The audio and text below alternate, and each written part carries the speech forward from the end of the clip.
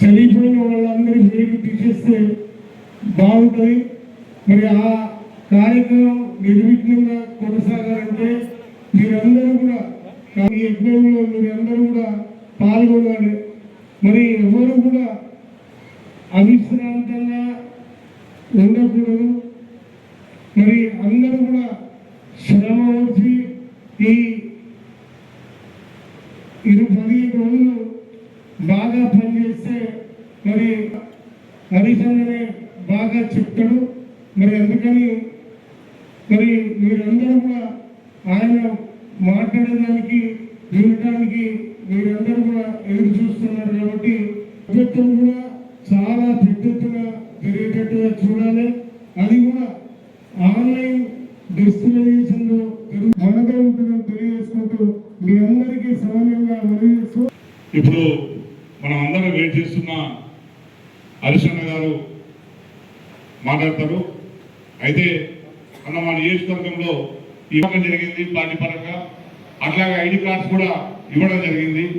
అందరూ కూడా చాలా అంటే 80% గ్రామాల్లో ప్రతి ఇంటింటి తిరిగి మన పిఎల్ఏ కూడా పనిలో ఉన్నారు. వచ్చిన తర్వాత మీ గైడెన్స్ తర్వాత ఇంకా స్పీడ్ అయిపోయి గడువు కంటే ముందే మా నియోజకవర్గంలో ఓటు పూర్తి చేస్తామని చెప్పి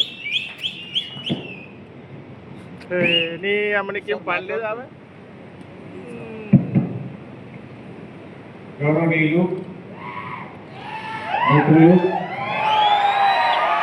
మీ అందరి అభిమాన నాయకులు, మాజీ శాసనసభ్యులు, మాజీ అనడం కంటే శాంతి గారు అది ఒక వక్షనే తీసుకు ఇట్లా ఉమ్మడి మెదక్ జిల్లా సభ్యత్వ నమోదుకు ఇన్ఛార్జిగా వ్యవహరిస్తున్నటువంటి పెద్దలు బాలమల్లి గారు, మన సంగారెడ్డి గారు,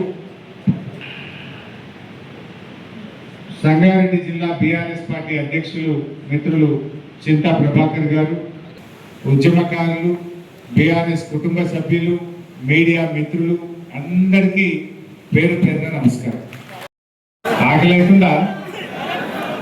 నేను కూడా తినలే. రాగానే జామకాయలు తింపుకు వచ్చినాయి.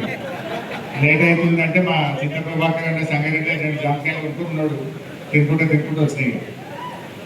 సరే ఇక రేవంత్ రెడ్డి ఏదో అడ్డం పొడుగు మాట్లాడితే ఆయన బట్టలు ఇప్పి కుల్లా ఉన్నట్టు చెప్పి మరి అబద్ధాలు చెప్తే ఊరుకుంటామా? అబద్ధాలు చెప్తే ఊరుకోం. నిజాలు చెప్తే ఓకే. నువ్వు అబద్ధాలు చెప్తే ప్రతిపక్షంగా బరాబర్ తిప్పి కొడతాం. ఉన్నదేందో కుండ బట్టలు కొట్టి కుల్లా చెప్పొచ్చు. దాంతో కొద్దిగా లేట్ అయింది. వాస్తవానికి అది అనుకున్న ప్రోగ్రాం కాదు.